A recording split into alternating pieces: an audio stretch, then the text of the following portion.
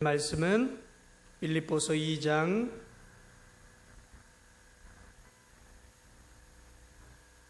14절로 18절까지의 말씀입니다. 빌립보서 2장 14절로 18절까지의 말씀, 제가 한 절, 여러분이 한 절, 우리 교독하는 시간들을 갖도록 하겠습니다. 모든 일을 원망과 시비가 없이 하라.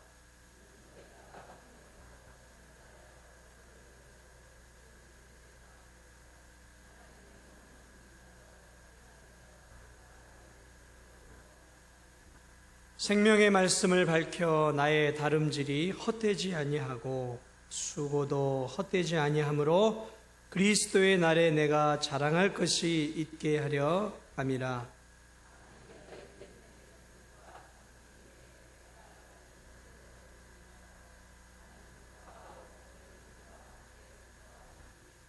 팔절 함께 이와 같이 너희도 기뻐하고 나와 함께 기뻐하라. 아멘. 하나님의 전에 나오면서 김순여 원사님이 11조를, 문일심 집사님이 11조를, 무명으로 11조, 감사헌금 박한섭 전무님, 윤승희 집사님, 감사헌금 김경사 집사님, 무명으로 두 분이 감사헌금 드렸습니다. 성경헌금 정옥자 집사님, 무명으로 선교헌금 1,000번째 양신자 권사님, 허연한 집사님 드리셨습니다. 하나님 감사합니다. 오늘도 이 귀한 저녁 주님 앞에 나오게 하심을 감사합니다. 우리의 영혼이 오늘 주님의 보좌에 고정되게 하시고 그 보좌로부터 주어지는 풍성한 은혜로 우리의 영혼이 다시 한번 소성함을 얻게 되는 복된 은혜의 시간으로 인도하여 주시옵소서. 성령께서 우리의 마음을 사로잡아 주시고 특별히 지치고 상하고 육신적으로 고통받고 있는 환우들 위에 이 시간도 치료의 은혜를 내려주셔서 그들의 심령과 육신과 영혼이 회복되고 치유될 수 있는 은혜가 예배 가운데, 말씀을 듣는 가운데, 기도하는 가운데 역사하여 주시옵소서. 주님 앞에 귀한 예물 올려드립니다. 10의 1은 내 것이 아닙니다 라고 믿음으로 고백하며 드리는 10의 1조 받으시고 삶에 감사의 제목들이 많아 주님 앞에 감사를 드리는 성도들의 삶 속에 늘 감사의 제목들이 더욱더 풍성하게 차고 넘치게 도와주옵소서. 1,000번째 드리고 손경금 드리는 귀한 분들 위에도 드려진 손길들 위에 하나님께서 큰 은혜로 채워주옵소서. 예수님의 이름으로 기도하옵나이다. 아멘.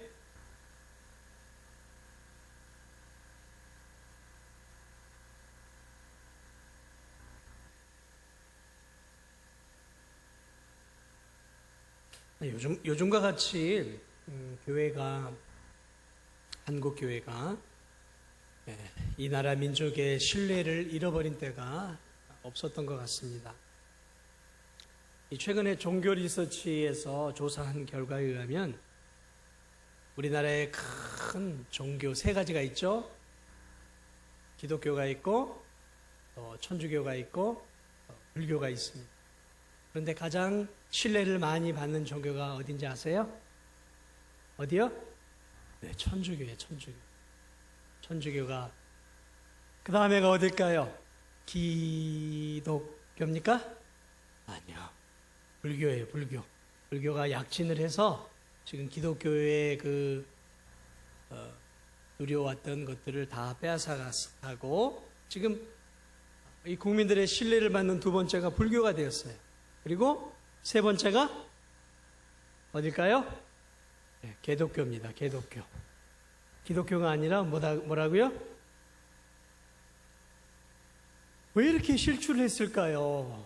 저는 참 이런 결과를 볼 때마다 참 믿기지도 않지만 사실은 화가 나요. 화가. 왜 화가 나냐면 참 진리가 여기에 있고 참 구원의 도가 여기에 있고 이 진리를 통해 수많은 사람들이 인격적으로 그 영혼이 변화되어서 놀라운 삶을 살고 있는 사람들이 너무나도 많은데 기독교의 신뢰도가 과거와는 다르게 계속해서 실추하고 있어요.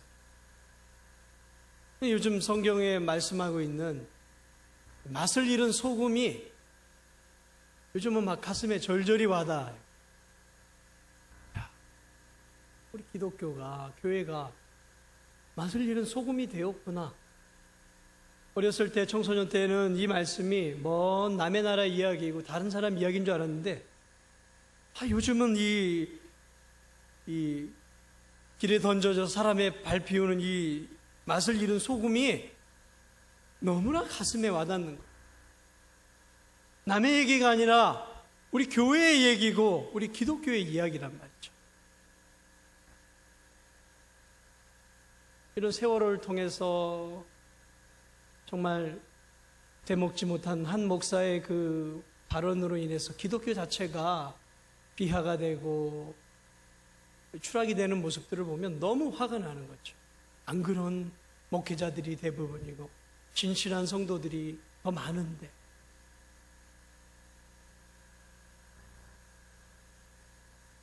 그러나 여러분 세상 사람들의 눈에 보기에 기독교 성도들이 거슬리고 있는 것은 사실이에요. 참 복음을 가지고 있기 때문에 거슬리기도 하지만 그것 때문에 거슬린다면 괜찮죠. 그런데 문제는 성도들이 삶 속에서 미숙한 삶을 살아서 그래요. 분명한 사실, 부인할 수 없어요. 미숙하고 초라한 신앙적인 삶을 삶으로 오늘 기독교가 많은 욕을 먹고 있는 것들을 보게 됩니다. 바울은 그 사실을 알고 있었어요. 오늘 이 빌립보 성도들 가운데에도 그리스도를 믿었지만 미숙한 성도들이 많이 있었어요. 다시 말하면 어린아이 같은 성도들,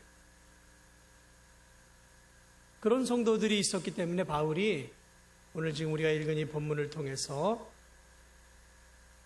그리스도로 말미암아 구원을 받은 것에 있어서 좀 만족하지 말고 거기서 이제는 한 단계 더 나아가서 성장하고 성숙한 삶을 살아야 한다는 거죠. 다시 말하면 갓난 어린아이들과 같은 삶이 아니라 이제는 장성한 성도의 성숙한 시민의 삶을 살라라는 것이죠. 그래서 오늘 바울은 이 본문을 통해서 성숙한 신앙인으로서의 삶이 어떤 것인지를 우리들에게 몇 가지 보여주면서 좀 빌립보 성도들아 너희들이 좀 이렇게 좀 살았으면 좋겠다 라고 말하고 있어요. 근데 제가 이 말씀을 보면서 이것이 빌립보 성도들만이 살아야 될 삶이 아니라 오늘 살아가는 내가 살아야 될 삶이고 우리 진도종합교회 성도들이 살아가야 될 삶이구나 말씀을 준비하면서 뼈저리게 느꼈어요. 그래서 오늘 저는 이 말씀을 가지고 여러분도 좀 이런 삶을 살았으면 좋겠다는 간절한 마음으로 바울의 심정으로 주님의 심정으로 오늘 여러분들에게 성화의 삶, 성숙의 삶을 오늘 한 3가지 정도만 여러분에게 말씀을 드리려고 합니다. 그 첫 번째가 뭐냐면 14절 말씀이에요. 모든 일을 원망과 시비가 없이 하라라는 거죠. 원망과 시비. 다시 말하면 모든 일에 있어서 하나님께 원망하거나 좀 논쟁하는 신앙인이 되지 말라라는 말이에요. 이 모든 일이란 하나님께서 사랑하는 성도들에게 지시하시고 명령하신 신앙적인 삶을 얘기하는 거예요. 모든 신앙적인 삶에 있어서 하나님께 좀 제발 좀 원망하거나 하나님께 시비를 거는 논쟁을 좀 멈추라라는 거예요. 원망이 뭡니까? 마음에 들지 않아요. 불만이 생깁니다. 그래서 뭐 어떻게 해요? 투덜거리고 불평하는 거죠. 그게 원망이에요. 자녀들이 부모에게 원망을 하죠. 학생들이 마음에 안 드는 교사에게 원망을 하죠. 또 성도들이 마음에 안 들면 목사에게도 원망을 하지 않습니까? 불평하고 투덜거리는 거죠. 이게 원망이에요. 원망. 그런데 문제는 사람에게가 아니라 지금 하나님께 원망하고 있었다라는 거죠. 누가요? 빌립보 성도들이. 이 시비라는 것은 뭐냐면, 이제 이 원망이, 불평하고 투덜거리는 이 마음이 어떻게 되냐면 바깥으로 드러나서 이제는 상대에게 시시비비를 가리면서 논쟁하는 거예요. 그것이 말로 된 논쟁일 수도 있고 강력하게 저항하는 논쟁일 수도 있는 것이죠. 시비라 그런 것이죠. 자, 그러니까 오늘 이 빌립보 성도들 가운데는 어떤 성도들이 있었냐면, 이 거짓 교사들을 통해서 이 잘못된 말씀들이 주입되기 시작하니까 어떻게 되냐면, 하나님을 향해서 원망하고 하나님을 향해서 불평하고 시비를 걸고 하나님 왜 이렇습니까? 라고 하나님께 논쟁하는 성도들이 교회 안에 있었다라는 거예요. 자, 이런 일은 구약과 신약을 통해 계속해서 일어나는 일들이죠. 민수기 14장을 보면 이제 이스라엘 백성들이 출애굽을 해서 이제 12정탐꾼을 뽑습니다. 각 지파의 대표들이죠. 가장 족장들이죠. 믿음의 대표자들이 12명을 뽑아서 이제 몰래 가나안에 들어가게 합니다. 그래서 그들이 가나안에 들어가서 정탐을 하고 큰 포도도 가지고 오고 이제 돌아와서 보고를 합니다. 그런데 12명 중에 10명이 뭐라고 말하냐면, 거기는 우리보다 키가 한 2배나 큰 아낙 자손, 거인 족속들이 버티고 있는 거예요. 그 거인 족속들에 비하니까 우리는 메뚜기가 같다. 메뚜기. 그 고목나무에 붙어 있는 이 작은 메뚜기. 거기는 우리가 들어갈 수 없는 난공불락에서 10명이 그랬어요. 10명. 여러분, 12대 2 게임이 안 되는 거죠. 갈렙과 여호수아가 얘기해도 소용이 없는. 그러니까 이 성도들이 광야에 나와서 어떻게 하냐면 밤새도록 웁니다. 원망합니다. 왜 하나님 우리를 이곳으로 보내가지고 이제 우리로 하여금 저 안악자손의 저 무서운 칼에 우리를 죽게 합니까? 14장 3, 4절에 이런 말씀이 있어요. 어찌하여 여호와가 우리를 그 땅으로 인도하여 칼에 쓰러지게 하려 하는가? 우리 처자가 사로잡히리니 우리가 애굽으로 돌아가는 것이 낫지 아니하랴. 이에 서로 말하되 우리가 한 지휘관을 세우고 애굽으로 돌아가자. 아멘. 지금 어떻게 된 겁니까? 상상의 나래를 펴요. 야, 우리가 그들과 싸우면 우리는 칼에 다 죽겠구나. 우리 처자도 다 죽겠구나. 이제 우리 인생은 끝났구나. 지금 아무런 싸움도 해보지도 않고 아무것도 하지 않은 상태에서 상상의 나래를 펴서 다 몰살되어 죽는 상상을 갖고 뭐라고 얘기합니까? 안 되겠다. 돌아가자.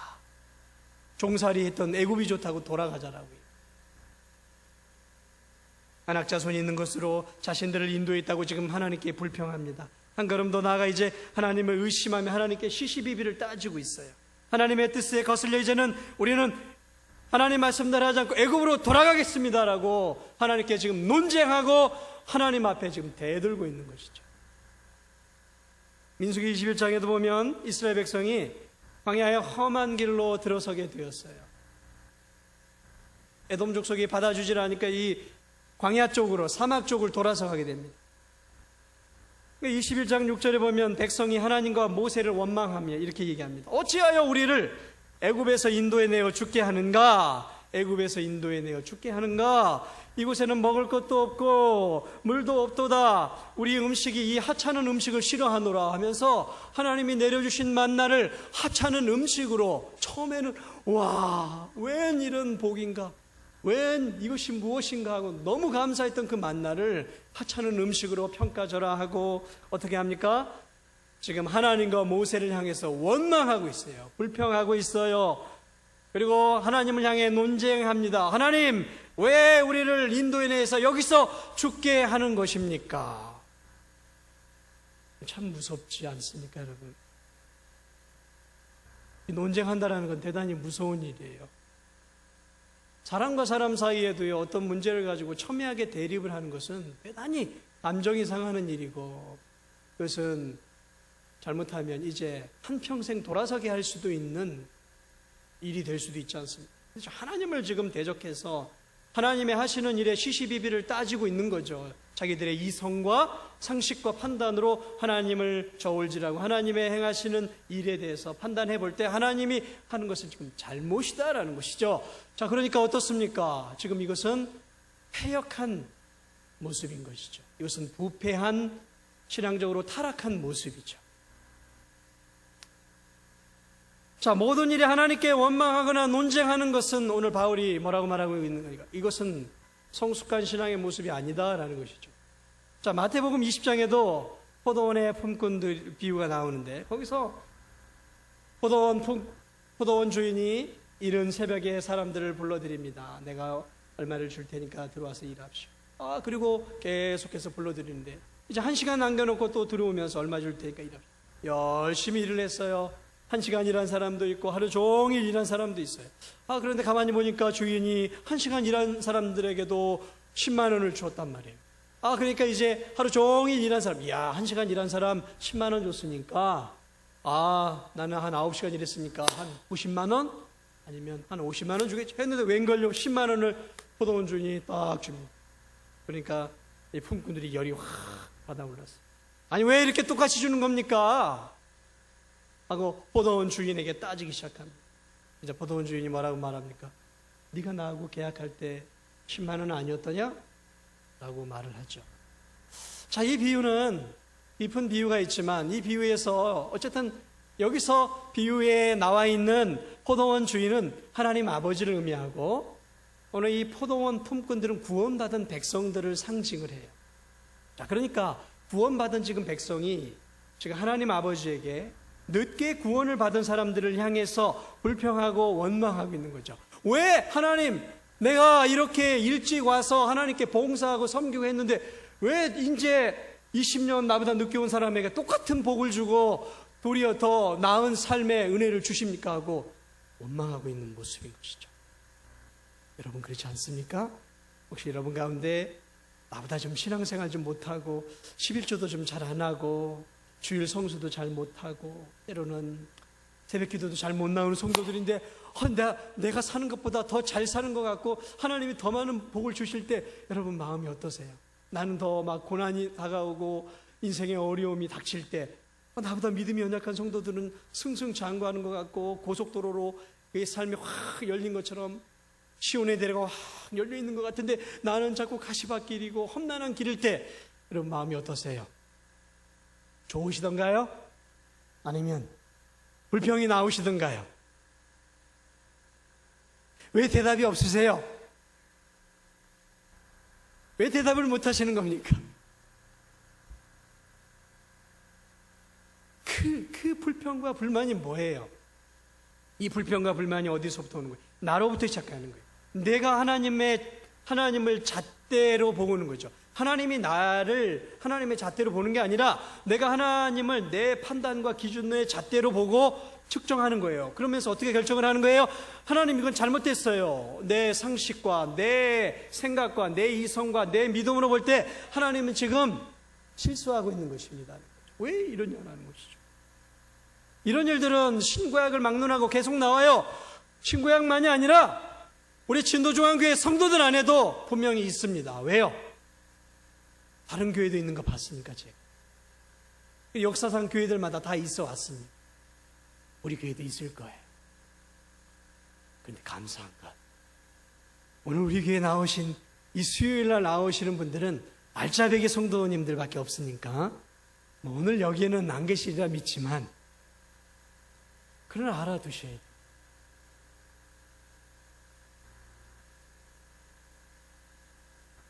내가 원하는 대로 하나님이 해주지 않을 때, 내가 기도한 대로 하나님이 응답을 주지 않을 때, 나와 다른 성도와 비교해 봤을 때 내 삶이 자꾸 뒤처지는 것 같고 내 자식들이 다른 성도들보다 뒤처지는 것 같으면 하나님 앞에 은근히 불만과 불평이 나오기 시작합니다.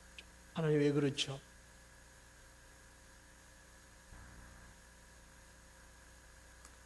여러분, 하나님께서 여러분에게 요구하는 사역이 짐이 무거울 때가 있습니다. 여러분 가운데는 사역의 짐이 너무 가벼워서 날아갈 만한 사람들도 있어요. 그런데 어떤 성도들을 보면 사역이 2개, 3개, 4개, 5개 그냥 무거운 사역의 짐을 짊어지면서 이 교회를 지탱해 가는 아주 정금 같은 우리 성도님들도 있어요. 4개, 5개 가면서 하나님 나한테만 이렇게 많은 짐을 줍니까? 저런 성도들은 왜 불만을 가질 수 있다라는 거죠.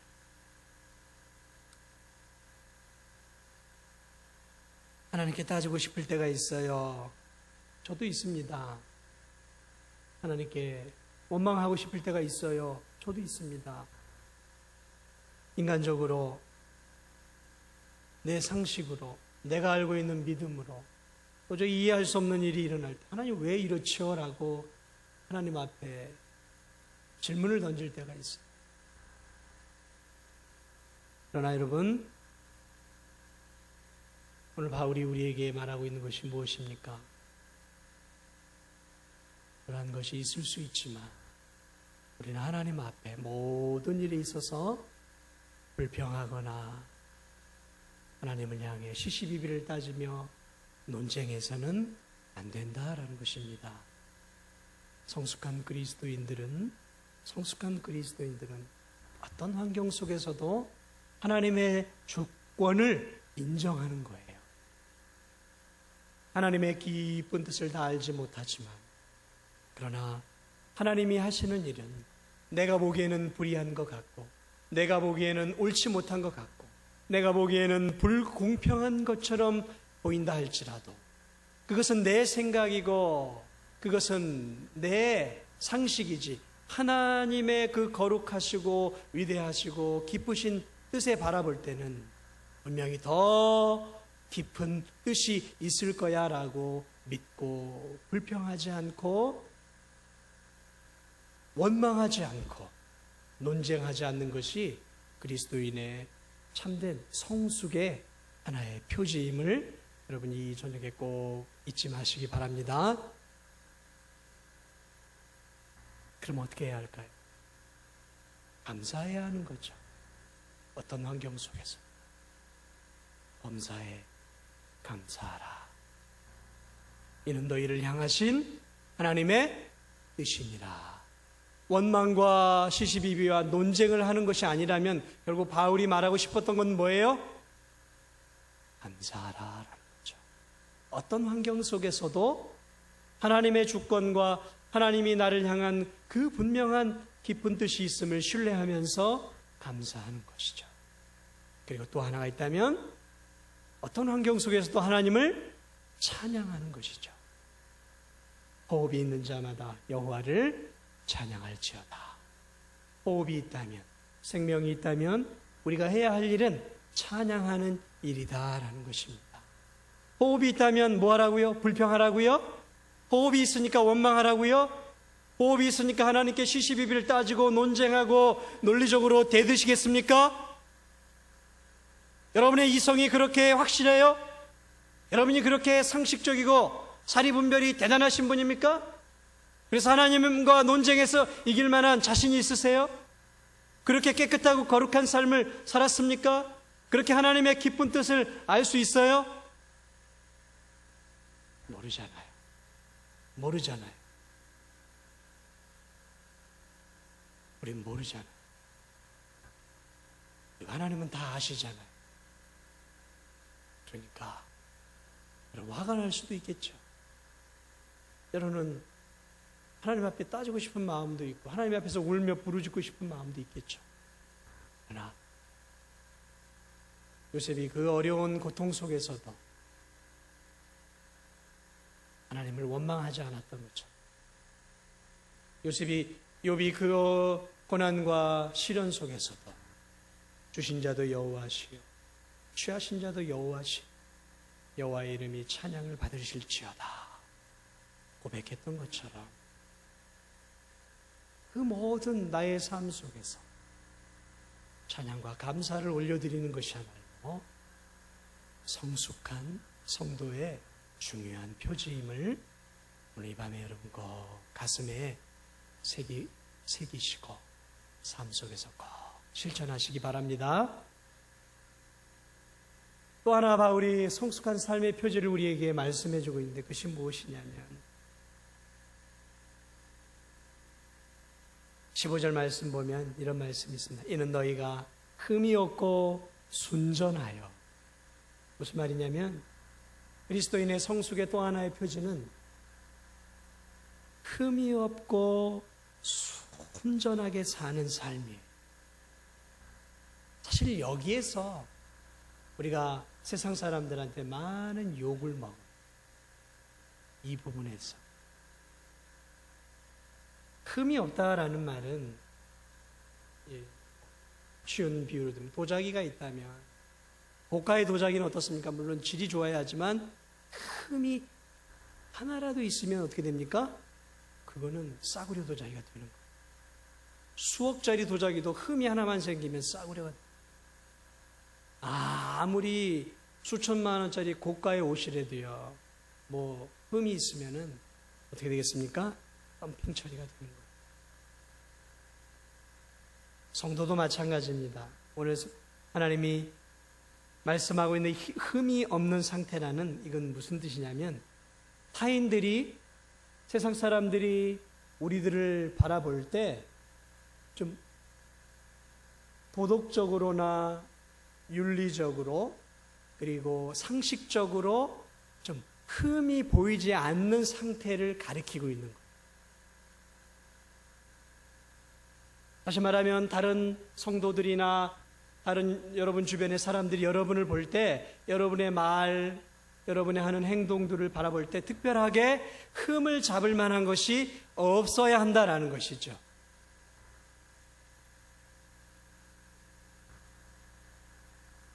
좀 손가락질 받을 만한 일이 좀 없어야 된다라는 거예요. 아우, 저 사람 하면서 인상이 찌푸려지고 세상 사람들이 저 아무개 한 벌써 손가락질이 나오고 하면서 이렇게 인상을 쓰는 얼굴을 찌푸리는 사람이 되어서는 안 된다라는 것입니다. 무슨 아무개 저 사람 옛날에 돈 띄어먹었대. 사기치고 아직도 안 갚고 지금 도망갔대.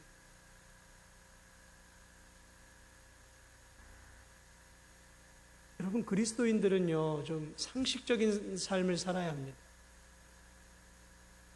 사실 이런 얘기는 강대에서 해야 할 필요가 없는 이야기인데 오늘날은 해야 해요. 상식적인 삶, 상식이 통하는 삶을 살아야 돼요. 확 막혀있는 사람. 도무지 상식적인 이야기를 해도 듣지를 않는 성도들이 있어요. 이거는 진리와 비진리의 문제가 아니라 상식이 통하지 않는 성도들이 있단 말이죠. 상식이 통하지 않는 성도들이 어떻게 세상 사람들에게 인정을 받을 수 있겠냔 말이에요. 그 사람이 교회를 다니고 신실하게 예배를 드리고 헌금을 해도 사회에서 상식이 통하지 않는 사람이 된다면 여러분 그가 믿는 하나님은 도대체 어떤 하나님으로 세상 사람들이 바라보겠냔 말이에요. 하나님과 그와 어떤 은밀한 교제를 나누고 하늘의 신령한 것을 바라보고 천국의 것을 바라본다 할지라도 이 사람이 상식도 통하지 않는 말과 행동을 세상 사람들 앞에서 행하고 있다면 세상 사람들이 이 사람을 어떻게 보고 이 사람을 통해서 기독교를 어떻게 보겠냔 말이죠. 상식. 여러분 상식을 가져야 돼요. 상식. 보편적으로 모든 사람들이 수긍하는 기본적인 삶, 그 안엔 예의가 있어야겠죠. 예의를 좀 갖춘 사람, 예의가 있어야겠죠. 기본적으로 좀 정직해야겠죠. 좀 성실해야겠죠. 좀 진실해야 되지 않겠습니까? 상식적인 것.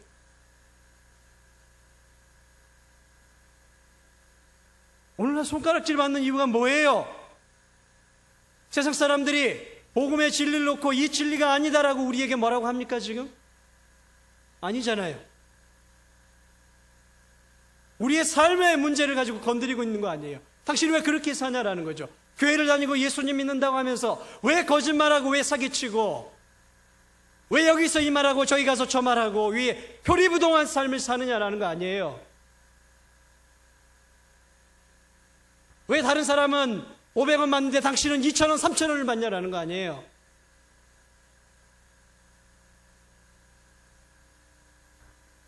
여러분 제발 우리가 예수님을 잘 믿기 전에 상식적인 사람이 되어야 돼요. 상식. 그리스도인이라는 보자기가 쫙쫙 갈라져 있는 모습 아니겠습니까? 쓰레기통에 버리고 싶은 그런 그릇이 뭐예요? 상식이 없는 사람이에요. 상식.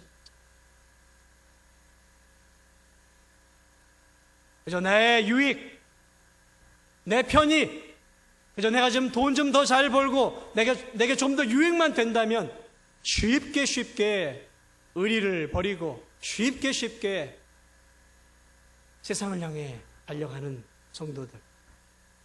어떻게 다른 사람이 어떻게 되든, 다른 사람이 부도가 나든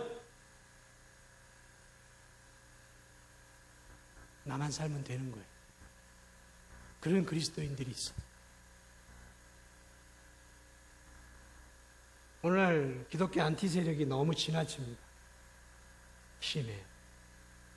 그런데 그 이유 중에 하나는 성도들이 도덕적으로 부패했기 때문에, 성도들이 윤리적으로 너무 부패했어요. 세상 사람하고 차이가 없는 정도가 아니라 세상 사람들 위에 올라가 있어요. 제 말이 틀립니까? 저보다 사회생활들을 더 많이 해서 더 잘하시지 않습니까? 왜 이렇게 살아야 할까요? 도대체 하나님의 복음이 그들 속에 정말 있는 걸까요? 거룩한 하나님의 복음이 그들의 마음속에 있다면 어떻게 그렇게 살 수 있을까? 그건 너무 궁금해.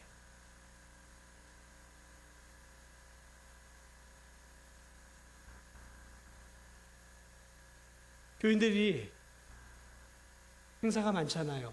3, 3, 5 그런 식당 가서 음식을 먹어요. 한 번은 제가 경험했던 얘기입니다. 교회 중직들과 성도들이었던 것 같아요. 자기들끼리는 뭐 장로님, 권사님, 집사님 하면서 하하호호, 우리 교회 성도님들이 식당 가서 하는 것처럼 뭐 하하호하 막 웃으면서 이야기를 해요. 그런데 지금 반찬에 좀 문제가 생겼던 것 같아요. 그랬더니 한 중직자 한 분이 그 종업원을 쥐잡듯이 잡더라고요. 이게 뭐냐면 호통을 치더라고요. 제가 보기에는 그 종업원의 실수가 아니라 뭐 전체적인 문제인 거, 좀 새로운 걸 좀 갖다 달라고 하면 될 텐데, 호통을 치고 종업원을 하대하더라고요. 하대. 이 종업원이 무슨 힘이 있어요? 주인에게도 약자고 또 손님들에게도 약자가 종업원 아니겠습니까? 막 그냥 이 종업원이 그냥 쓸 줄을 몰라가지고, 이 종업원은 이 사람들이 지금 교회에서 온 것을 알고 있겠죠. 뭐 장로님, 집사님, 권사님 하니까, 목사님 하면서. 제가 옆에서 뭐 얼굴이 뜨거워졌어요. 어떻게 저럴 수가 있는가.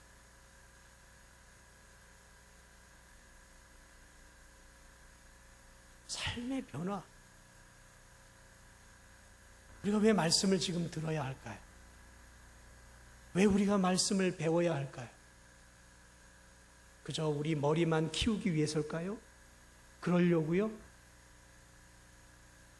아니잖아요. 말씀을 통해 우리의 삶의 변화가 궁극적으로 말씀을 듣는 이유 아닙니까?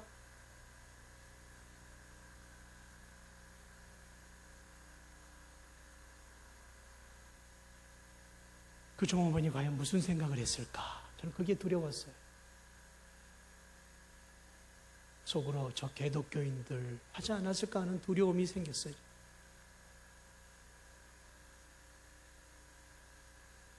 여러분, 식당 가서 잘하십시오.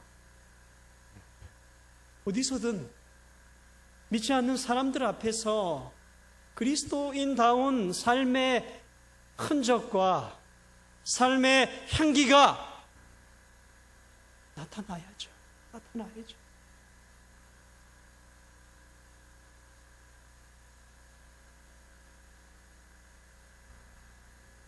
말처럼 쉬운 건 아닙니다. 어렵죠?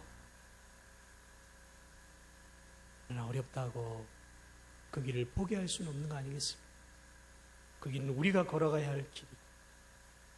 그러한 흠없는 삶을 통해 흠없는 그리스도를 우리가 보여줘야 할 책임이 우리에게 있잖아요. 깨진 그릇을 세상 사람들에 보일 때 깨진 그리스도를 우리가 보여주는 거 아니겠습니까? 나 하나가 아니에요. 나 하나 잘못되면 우리 진도중앙교회가 욕먹는 거예요. 아, 저 성도 진도중앙교회 다닌데 진도중앙교회가 욕먹고, 그래? 아유, 저 진도중앙교회 목사가 누군지, 뭘 가르쳤는지 누가 욕먹겠어요? 제가 욕먹는 거예요. 저에게서 끝나면 다행이죠. 하나님이 욕먹는 거 아닙니까? 나 하나 때문에 전도의 길이 막히는 거 아니겠습니까? 성도들 때문에 전도의 길이 막히는 일들이 우리 주변에 얼마나 많이 있습니까?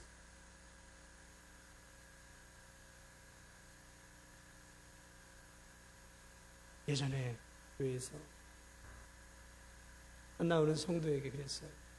안 나온 사람을 찾아가서 왜 안 나오십니까? 저에게 그러더라고요. 지금 교회에 나오는 모 성도가 사기를 쳤다는 거예요. 그런데 뻔뻔스럽게 다니고 있다는 거예요. 사기를 치는데. 같은 교인이었는데 교회 안에서 사기를 친 거예요. 돈을 떼먹은 거죠. 그런데 뻔뻔스럽게 나오고 도저히 그 성도하고 같이 얼굴을 맞이하면서 예배를 드리지 못해서 안 나온다는 거죠.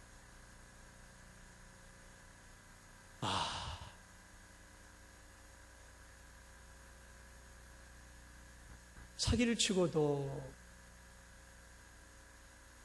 하나님의 교회에 나와서 예수님 전형, 예수님 전형, 그렇게 할 수 있을까요?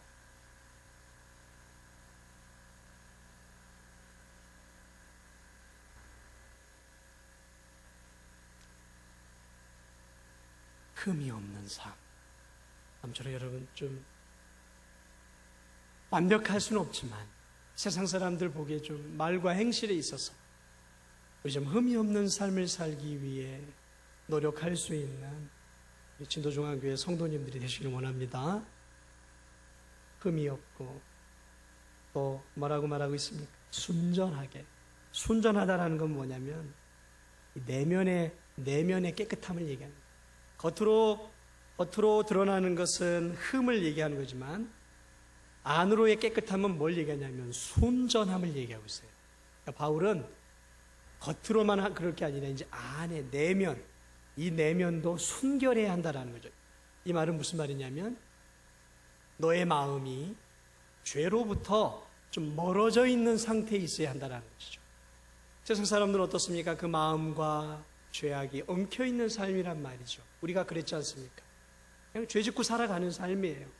그런데 순전하다라는 것은 거룩하다라는 얘기예요. 거룩은 뭐예요? 죄로부터 구별되어 있어서 내 마음이 죄와 구별되어 있어서 죄 짓지 않고 깨끗하게 살아가는 삶의 모습인 것이죠. 깨끗한 삶, 순결한 삶, 죄 짓지 않는 거룩한 마음, 그 마음을 오늘 성경은 순전하다라고 말하고 있는 거죠.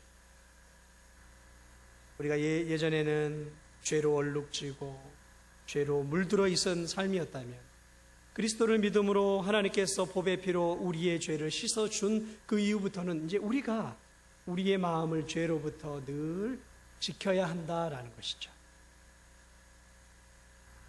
사실은 여러분 이게 더 중요해요. 이 마음을 깨끗하게 하는 삶. 겉으로는 구별이 안 되는 성도들이 있어요. 교회에서는 아주 신사적입니다. 아주 젠틀해요. 아주 관대합니다. 포용력이 있어요. 돈도 잘 써요. 다른 사람의 말도 잘 이해해 줍니다. 성도들의 문제도 앞장서서 잘 해결해 줘요. 그러니까 많은 사람들 보기에 저 사람 정말 멋있다. 그런데 그럼에도 불구하고 그 사람의 마음속에 정욕이 불릴 듯 일어나는 사람이 있고 탐욕이 불릴 듯 일어나는 사람들이 있어요.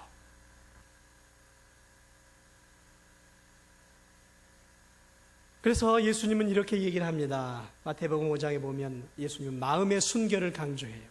얘들아, 저 지나가는 예쁜 여자를 바라보고 네가 마음속에 하룻밤 막 자고 싶은 음욕을 품는다면 그건 너는 이미 마음으로 간음을 한 것이다 라고 말씀을 해주세요. 그러니까 예수님은 겉으로 성적인 범죄를 저지르지 않는 것도 대단히 중요하지만 어떻게 해요? 이미 마음으로 성적인 범죄를 저지르지 않는 것을 더 중요하게 여기고 있다라는 것이죠. 마음. 그러므로 여러분, 이 마음이 순전하고 순결하기 위해서 여러분 기도하면서 노력해야 하는 것입니다. 마음으론 저 성도를 때려 죽이고 싶은 마음이 있지만 겉으로는 안녕하세요 성도님 반갑습니다, 별일 없으시죠? 라고 말할 수 있다는 거예요. 겉으로는, 속으로는 시기와 질투와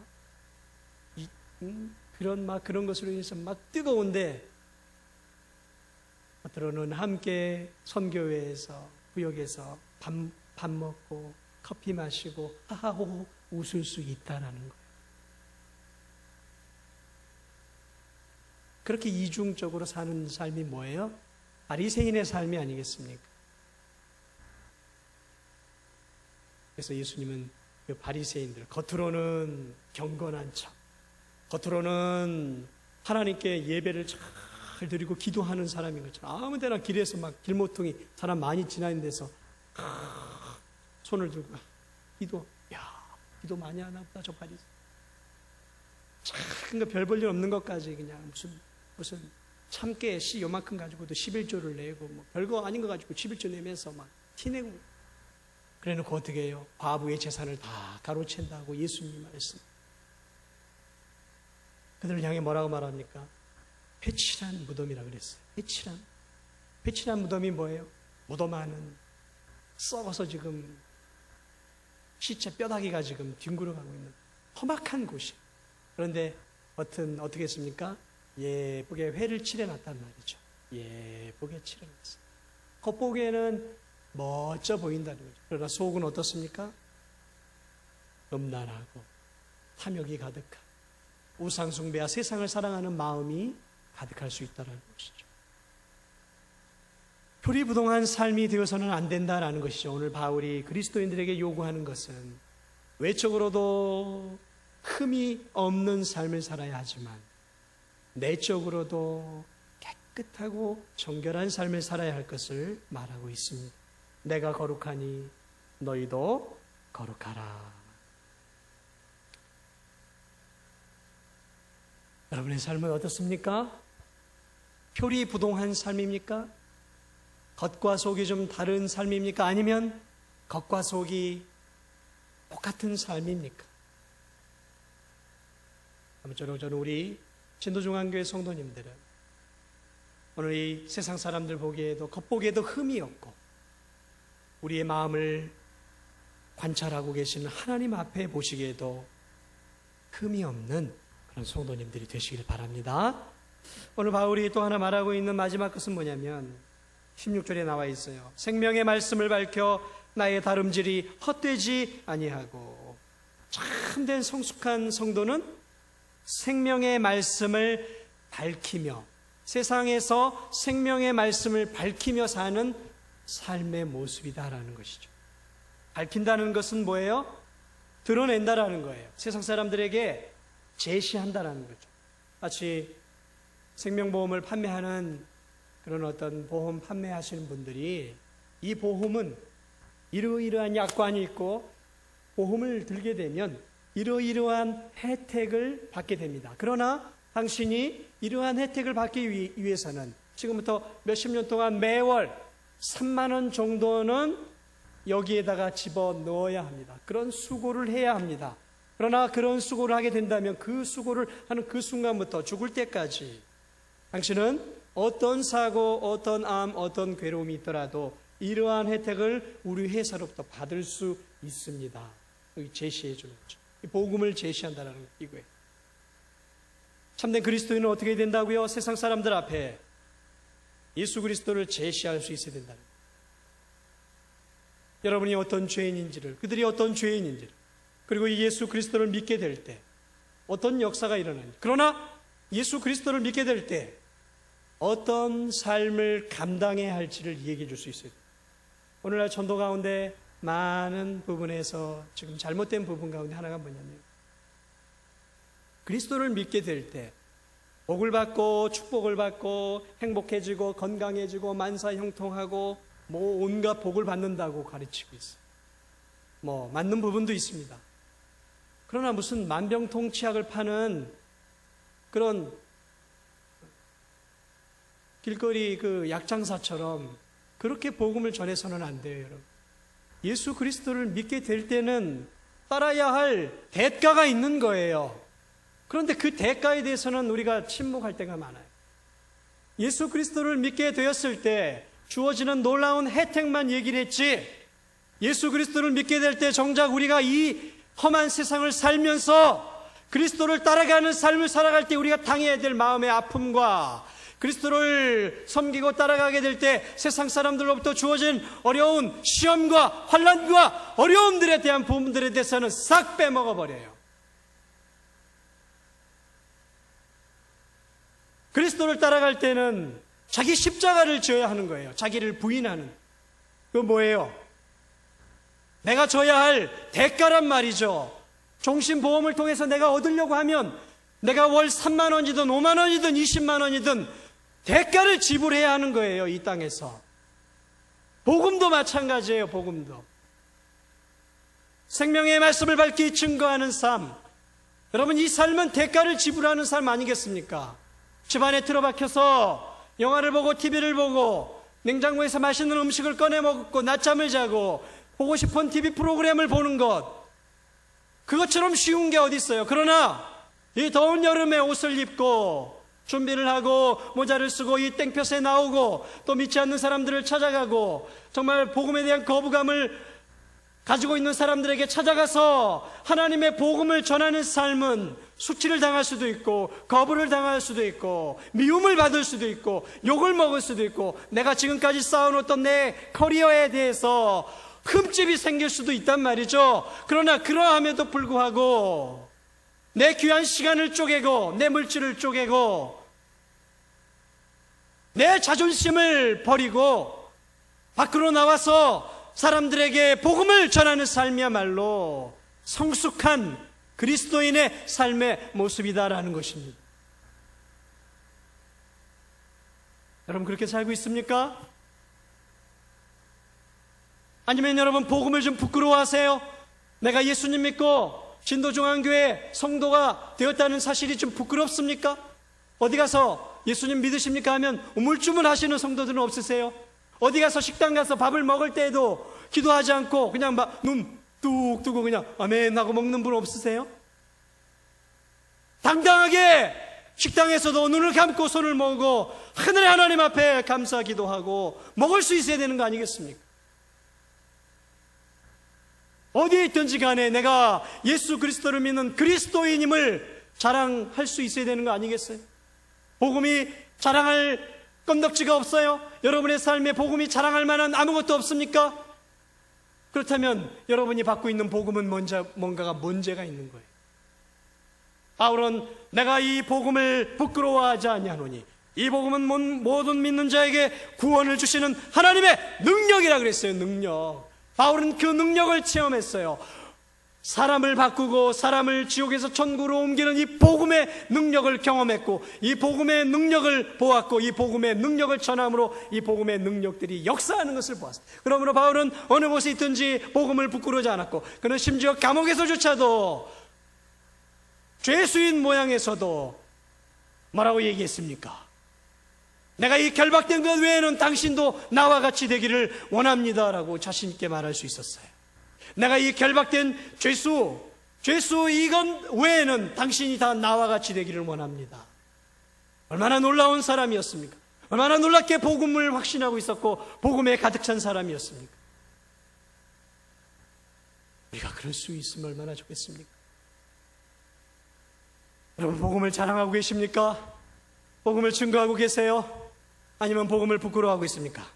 아니면 20년, 30년 전에 따놓은 장롱 속에 면허증처럼 예수님 믿은 뒤에 그 복음이라는 것을 장롱 속에 쑥 넣어놓고 그저 나 혼자만 예수님 믿고 신앙생활하고 있지는 않습니까? 어떤 삶을 우리가 살고 있습니까? 저는 여러분들이 베드로의 고백처럼 너희 속에 소망에 관한 이유를 묻는 자들에게 대답할 것을 미리 예비하고 준비하고 어떤 상황 속에서도 하나님의 이 귀한 복음을 때를 얻든지 못 얻든지 전할 수 있는 그런 복음의 사람들이 되었으면 좋겠어요. 이런 성숙한 그리스도인들이 좀 되었으면 좋겠습니다. 우물쭈물하는 인생이 아니라 죽어가는 영혼들에게 분명하고 확신하게 주 예수를 믿으라, 그리하면 너와 네 집이 구원을 얻으리라고 좀 말할 수 있는 담대함과 말씀을 준비하고 살아갈 수 있는 저와 여러분이 좀 되었으면 좋겠습니다. 이것이 그리스도인의 성숙한 삶의 모습이에요. 오늘 저는 여러분에게 바울이 말했던 성숙한 삶의 세 가지를 이야기했습니다.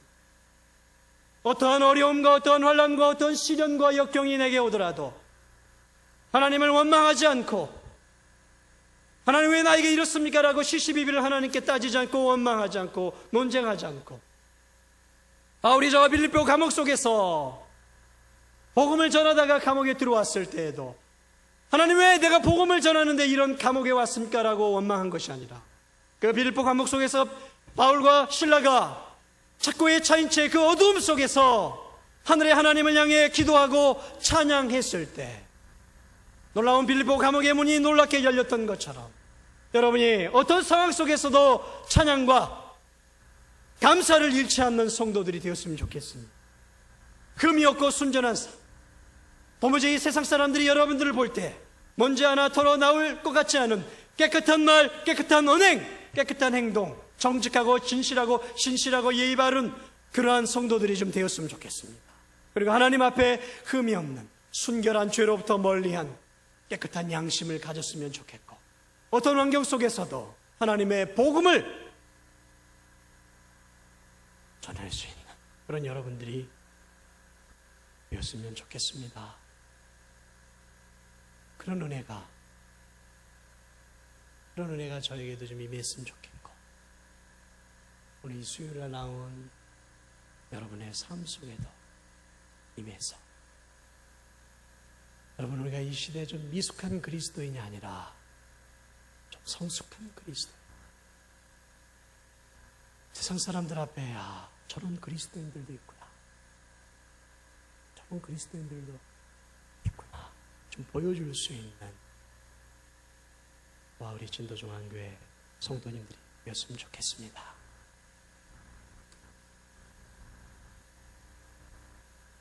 찬송 드리겠습니다.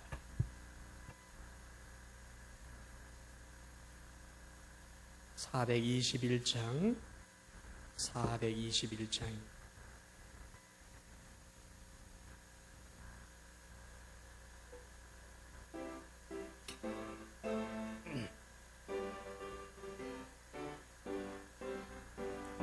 내가 예수 믿고서 죄사함 받아 나의 모든 것 다 변했네. 지금 내가 가는 그 길이요 주의 피로 내 죄가 씻겼네. 나의 모든 것 변하고 그 피로 구속받았네. 하나님은 나의 구원 되시오니 내게 정죄하먹겠네. 손이 맑은 빛 되사 어둠에 지 나의 모든 것 다 변했네.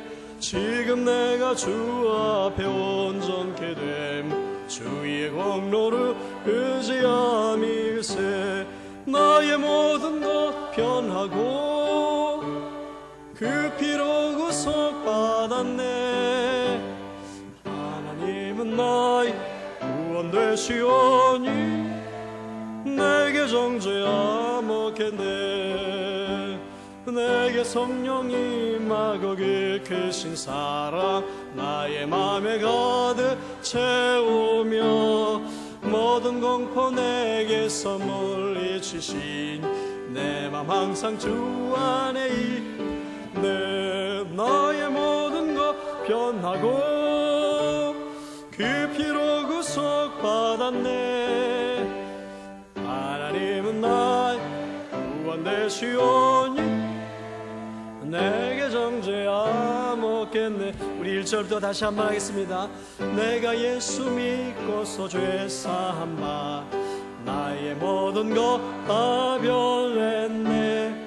지금 내가 가는 길 천국 길이요 주의 피로 내 죄가 씻겼네. 나의 모든 변하고 그 피로 구속받았네. 하나님은 나의 구원 되시오니 내게 정죄함 없겠네. 전에 맑은 빛 되사 어둠의 집 나의 모든 것 다 변했네. 지금 내가 주 앞에 온전케 됨 주의 공로를 의지함일세. 나의 모든 것 변하고 그 피로 구속받았네. 하나님은 나의 구원 되시오니 내게 정죄함 없겠네.